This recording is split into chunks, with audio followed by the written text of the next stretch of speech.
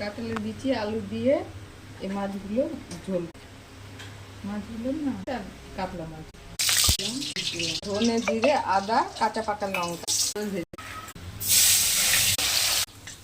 মাছগুলো ভাজা হয়ে গেছে।